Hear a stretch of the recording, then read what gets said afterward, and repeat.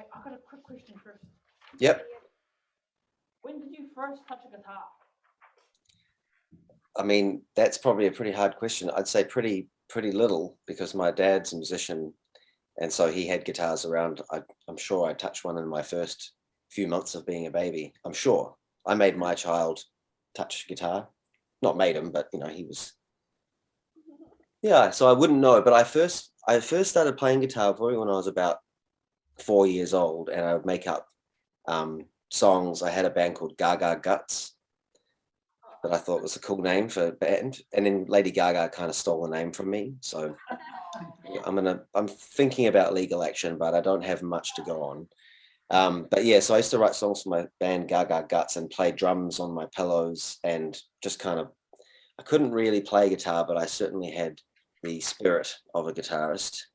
And then I wrote a song called The Burglar Song. I think I was kind of obsessed with burglars for some reason when I was maybe about 4 or 5, and a song that said, "A burglar came into my house and I got scared. He said he was a nice burglar, and he was a nice burglar. He was supposed to go to jail, but he came to my house, and then he went home and had some lemonade." Anyway, that was my first song. Pretty cool song. Better than me. It's not bad, but anyone can do it. When was your first time on stage, and how many people were there? I'm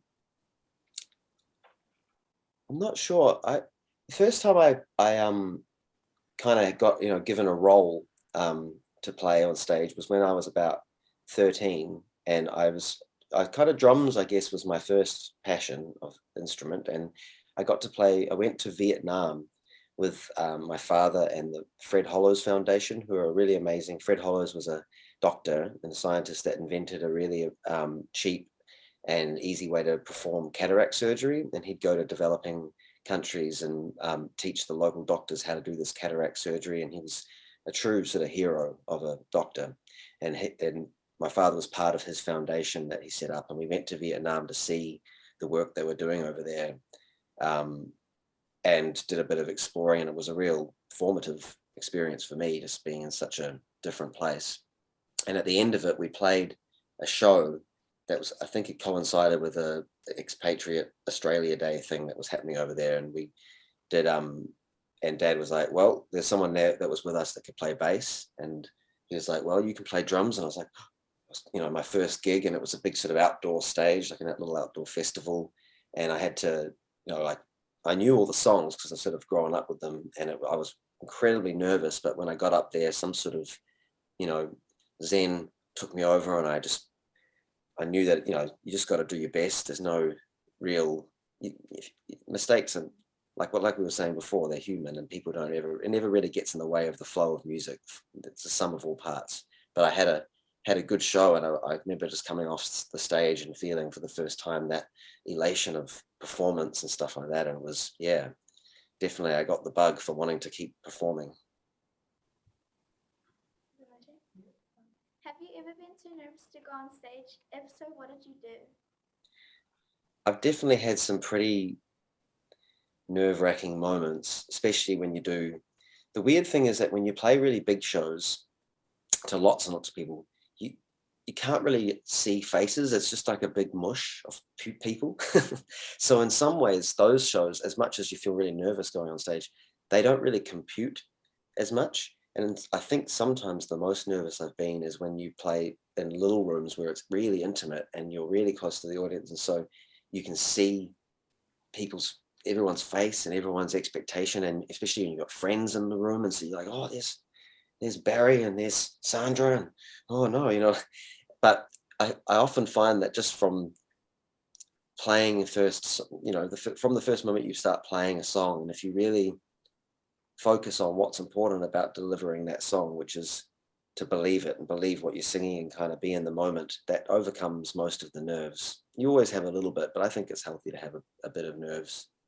So it makes you play out of your skin,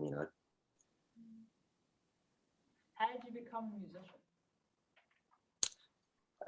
I guess I always wanted to be a musician. In some ways, I was a pretty adamant and driven young man. You know, I was like, I'm going to be in a band, and you know, I'd seen my family all do it, and I just really believed it.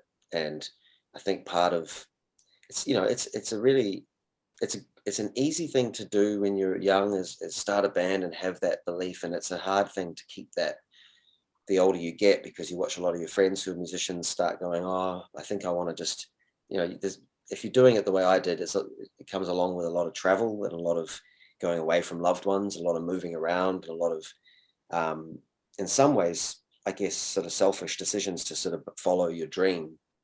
And a lot of people drop off from that, which is very understandable. You know, people either start having families, or they decide they want some more security because you don't know when you're going to get, or if you're going to get paid and stuff like that. So it's quite a, you know, it's an amazing job if you can make it work, because it's a passion. So I feel really lucky that I can do it for a living, and it's become my life, and I feel like I will be doing it. The main goal for me is just to be able to keep doing it for the rest of my life. I'm not really worried about having huge success or fame or anything like that. I mean, I'm in a very fortunate position right now, getting to play in Crowded House, because that work was done for me years ago, and I'm getting to play these songs that I feel really passionate about in front of a lot of people who love it. But you know, the ultimate goal is just to be able to keep making music, because it's such a, I don't know, it's such a cathartic thing to write a song about how you're feeling and then get to sing that to people. I think it helps you process life and experiences really well.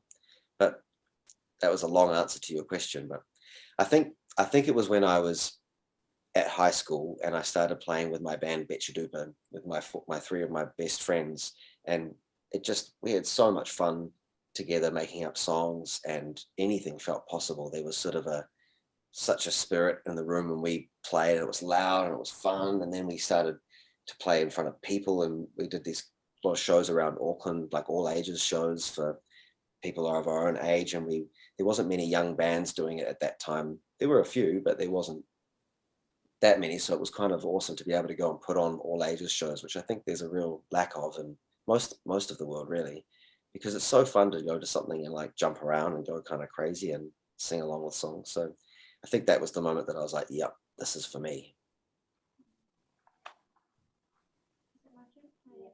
What was the inspiration for your song Burn Up the Road?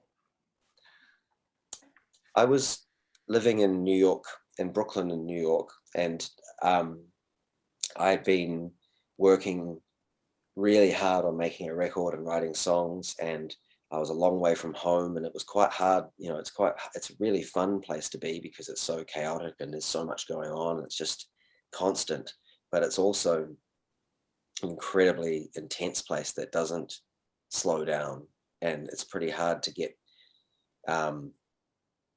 you know, calm yourself down. And I think I wrote that song in a bit of almost sort of as you can hear it in the song, kind of almost a bit of a panic, and how sometimes when you can't process everything and you can't really catch a break, you sort of feel like you need to just expel a whole lot of energy, you know, run somewhere. And I used to ride my bicycle around New York, and sometimes, you know, there was this bike track, and late at night when I was riding home from my studio and there'd be no one really around, I could just ride along this bike track as fast as I could. And it was really, I don't know, it was just, it felt therapeutic or something like that. And it always made me feel like I had a bit more control. I think that's the thing about that place, is you don't really feel in control. And that's quite a nerve-wracking thing sometimes. So I guess I wrote that around almost as a confession to my beautiful girlfriend at the time, who's now my partner, and sort of trying to explain why I was being a bit manic. What instruments can you play, and do you have a favorite? I can play kind of all the regular traditional band instruments, the guitar, bass and drums and keyboards. I like to play a theremin, but I'm not exactly a kind of a traditional theremin player. I'm sort of more of a noisemaker with it. You know, I can give most instruments a go, but I would never claim that I could be good at everything. You know, you feel like if you've got a little bit of musicality and you can pick up something, maybe even play it unconventionally and still get a noise out of it good enough for a jam. Like if you can get one note out of something like a cello, and you can kind of get one good clean note. If you're in the right key of the jam, that if everyone's playing, you could kind of just go goom, goom, goom, goom. And that was a really good thing I realized when you start jamming with people when you're not in a loud rock band where everyone's trying to play over each other, is that you can be a really valuable member of a band if you actually even just find one note or two notes or a really simple little thing. And playing less is sometimes a really important thing in a band. And that's something I've really discovered now playing guitar in crowded house, is that I've gone from always being the person that's playing the whole song, or even when I do my own thing, I'm doing loops. I'm constantly playing, constantly singing. But in crowded house, I have to really sit out and wait until the little part comes in that, you know, when the vocal finishes, and then there's this one part that goes ding ding ding ding, and I was like, I've been waiting a whole minute, and then I got to do that. So if you mess that up, you feel really dumb because you're like been waiting the whole time, and you go ding ding ding ding. Oh no, the one thing. But luckily, I don't often. No one seems to notice when I mess it up. This is just a question. If you could change one thing in the world, what would it be? Ooh, that's a big question. Well,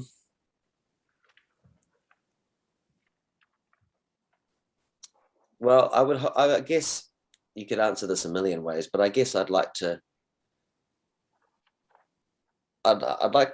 change the fear of each other.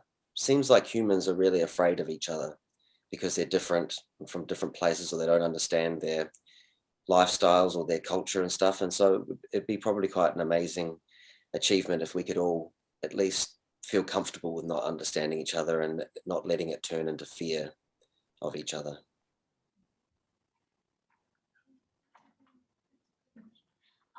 How long did it take you to write the album Light Sleeper with your dad, and what was the process like? It took a couple of months, and then we'd finished kind of the main recording of it, and then to finish it, it took probably quite a long time. So I think what quite often happens with me, and I probably think the same for my father, is that you spend the first couple of weeks with someone trying to write a record where you don't have too much pressure. You just go and have a jam, muck around, and we record everything. We've got, you know, a cool home set up, the cool instruments, maybe a drum machine, some guitars going through pedals, a few kind of weird things, you know, synthesizers with guitar pedals and making weird noises and just kind of buzzing each other out and cracking up and going, oh, listen to this sound. And then eventually you kind of find a sound that triggers someone off to have an idea, and you're playing chords over top of it. And then the other one goes, oh, that's cool, and picks up the other guitar or the bass or something and starts playing along. And all of us, and you're recording all this time, and you spend about 20 minutes just kind of mucking around on that theme. And then maybe if you're really organized, you'll try and find another one, like, you know, a second part or something around the same sounds and the same theme. But sometimes we'll even just go back and listen to what we did.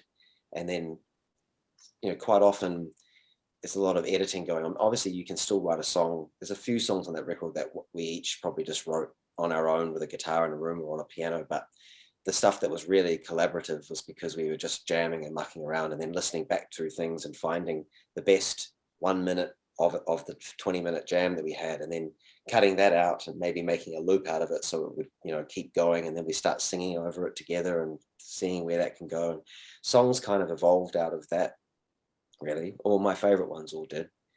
And it's, to be honest, that my favorite thing about writing is that it's all a big experiment and there's no right or wrong. So it's quite, you know, it's quite a special thing to be able to just go with what makes you smile or what makes you feel something.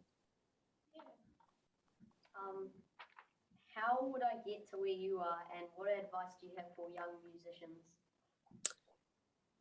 Well, I think perseverance is really the key. Obviously, you have to have a bit of natural talent in music and stuff, but I think most people who gravitate to wanting to learn music is because it comes somewhat easy to them, or they get something out of it that makes it pure what they're doing.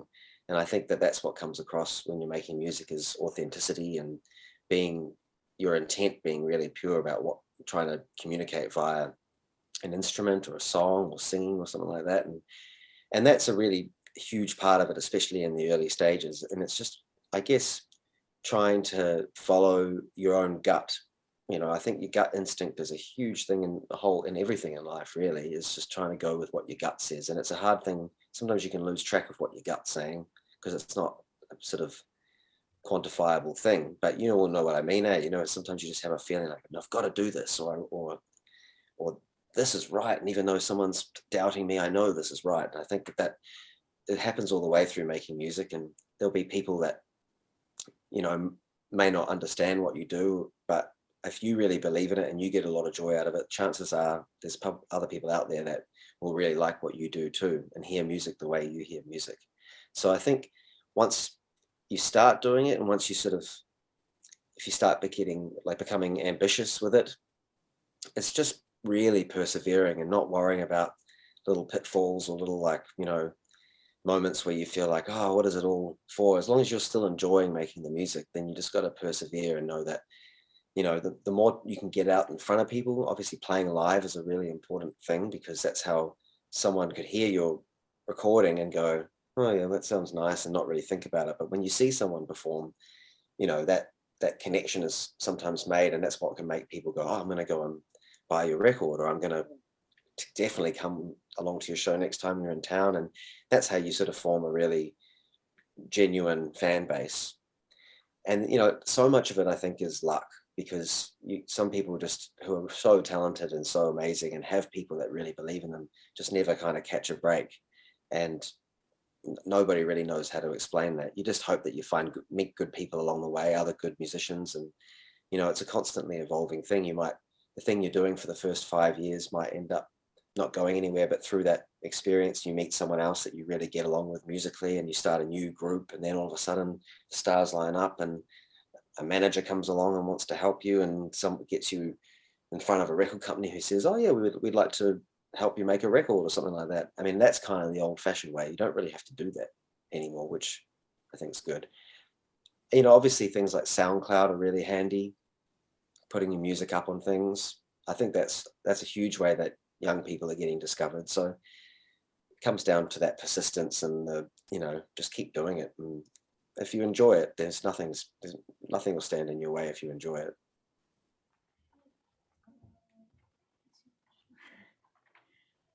If you could change one thing in your music career, what would it be? In my music career, I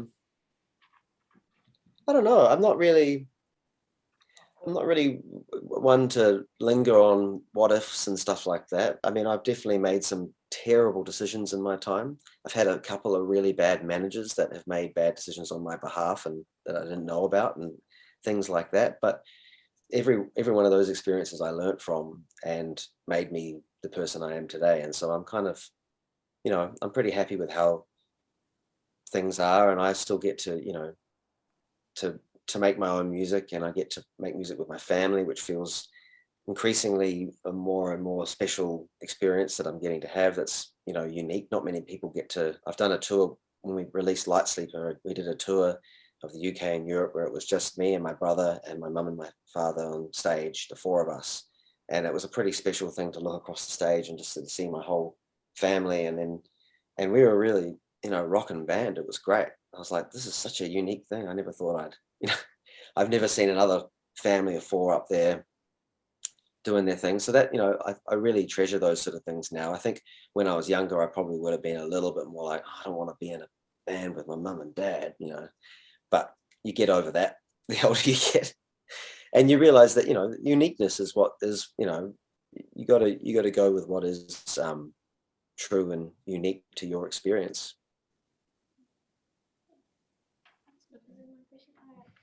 What was it like growing up in a musical house, and what were the pros and cons?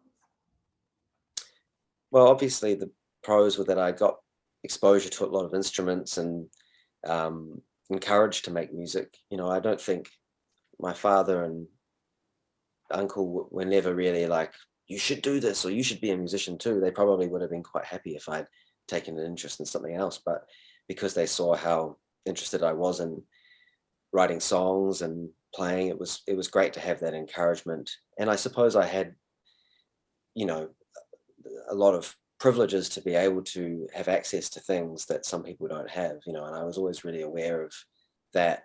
but I also worked really, really hard. Like I just, I really believed in what I wanted to do, and I didn't want it to be handed to me on a plate. I wanted to go through the experience and the hard yards with my band, and we spent 10,000 hours in our van driving long distances to play shows, and we worked 16-hour days and recording music and writing songs, and we really put in the hard yards.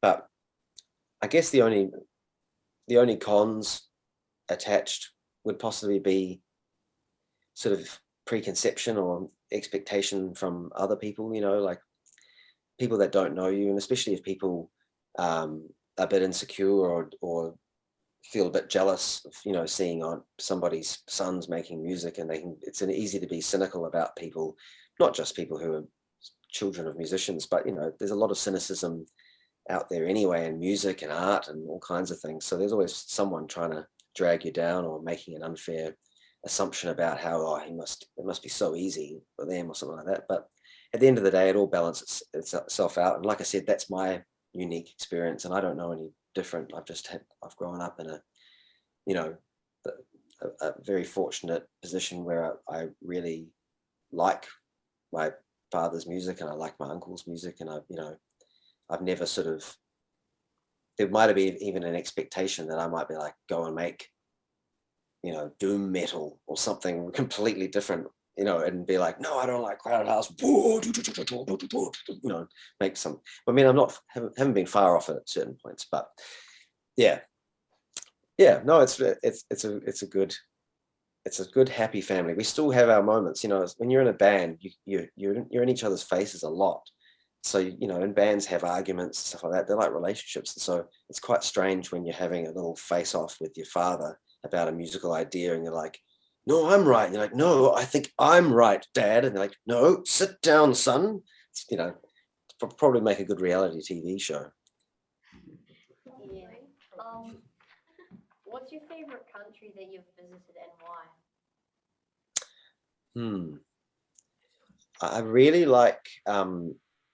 I really love Spain.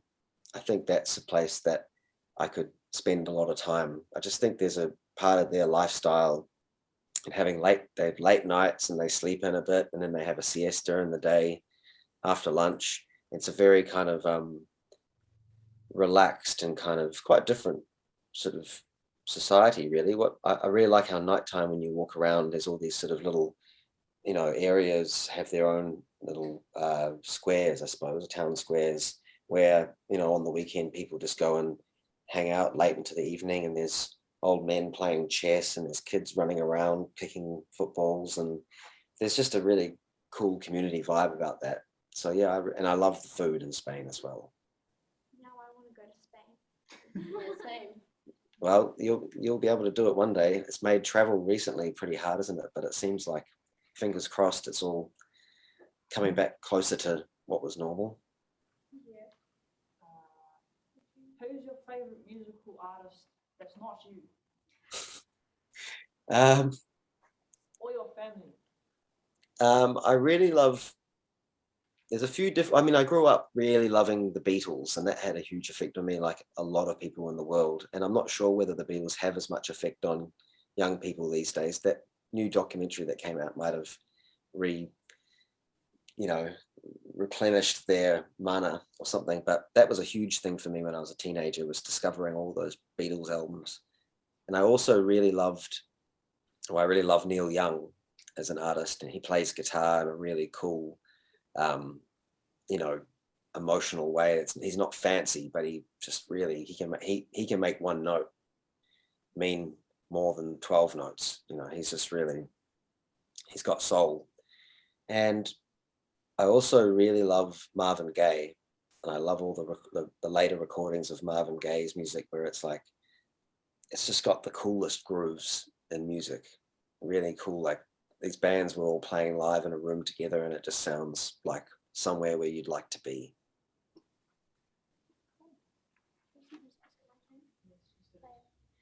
What is it like to go on tour, and what are the best and worst things about it? Well, this experience of touring is unlike any I've ever had, in the sense that this whole bubble situation and stuff. So it's hard to know whether I should answer it in my current situation or how it used to be. But obviously the best thing about going on tour is getting to play the shows, you know, getting to get up in front of people and make that connection and see smiles on people's faces in the audience. And it feels like the best job in the world when you get to do that. And I guess the worst thing about it is, well, at the moment, just being away from my family and stuff and really missing them. Obviously, a lot of the travel can be quite tiring. And even though sometimes it feels like you do a whole lot of nothing on the road because you're sort of waiting to do the show and there's a lot of waiting around, it kind of can make you quite exhausted. So you sort of have to keep up a good routine of getting a bit of exercise and looking after yourself and not letting yourself eat too much, you know, service station food. I think this becomes more apparent the older you get as well. You can't eat a pie every day. And, you know, when you tour places like the US and Europe and stuff, you sometimes go and drive for like 10 hours. And so you get up at 7 a.m. straight into the van. You're all really tired and everyone sits in the van. You drive for 10 hours. At 5 p.m. you turn up at the sound check and you load all your gear in. So there's your exercise for the day. So that's good. And you're loading all your equipment in.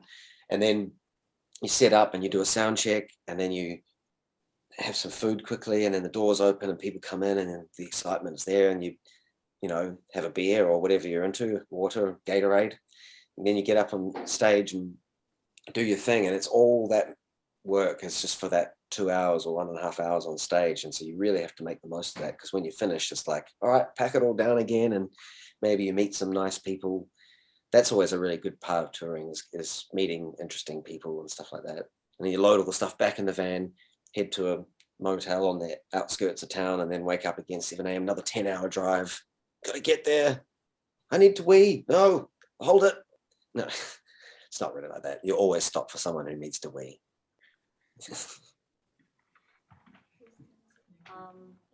Which musicians did you look up to growing up? I really loved a band in my late teens. When I was in Betchduber with my friends, we got really into a band called Fugazi, who were from Washington, D.C., in the States, and they were a punk band. And they're never really that famous, but in a cult way, they are very, very influential, and they would play quite big shows, but they were very, very like anti the kind of industry, and they did everything themselves. And I think that was what we were really inspired by, was that they kind of started the whole DIY thing of, you know, they had their own record label. They didn't have any corporate ties to anyone. They relied on their own hard work, and they would put on their own shows that were often all ages shows, and they made the tickets very affordable to people, so it wasn't discriminating between who could afford a ticket. So they would fill up these big, you know, community halls and basketball halls and stuff like that, and they also they weren't really into the whole, you know, showy thing. They didn't have like fancy lights or anything. They just turn on the lights and or whatever that was available that was there, and it was just really spirited and having a good time. And I think that really appealed to us. It's like, we don't need anyone to help us. We'll just go out and, you know, play directly for people. But it's outside of the States, where there's actually enough people to make that sort of thing work, it's pretty hard to do that. And you start realizing that there is an industry for a reason, and there's these things put in place to help you. So it's quite hard to pull off what Fugazi pulled off. But I guess now, actually, in a different way, people are using things like SoundCloud and stuff to kind of circumvent the industry. And that's kind of what I was doing. Twitch was kind of, I felt like that was a lot more direct to people. All of a sudden, someone could stumble upon you online, and they've never heard of you, but all of a sudden they're watching you on Twitch, and they go, oh, they go and research you. And there was no like record company or anything trying to manipulate anyone to like getting into your music. So, you know, it's probably a bit of a overly sort of glorified way to make music, sort of out of the industry. But at the end of the day, you know, I'm playing in these big stadiums, and Live Nation is the promoter. So there is a reason why you end up going the traditional routes. Okay. So if you come back to New Zealand, can we have, and you do a concert, can we have some free tickets? If we come to Hamilton, sure. Yep. No problem. 'Cause someone watching. If you don't ask, you don't get. So good on you. Huge thanks to you. It would be a bit more, well, thanks for inspiring us. It's quite inspiring to see you in person, and being able to talk to you is really cool. Thank you. Awesome. Well, I'm really flattered that you've learnt my songs, and I really love those videos that Lockie sent. So thanks so much, and keep it up. I think you guys are going to be great musicians. So sounding good. Yeah. Awesome. Yeah, thank you so much for spending some time with us. We know you're very busy, and yeah, all Very the busy man. what's that? Very busy man. Yeah, and all the best for the rest of your tour. And your Thank travels. you. All right. Take care. Look Awesome. after Thank you so yourselves. much. Bye. All right. See ya. Yeah.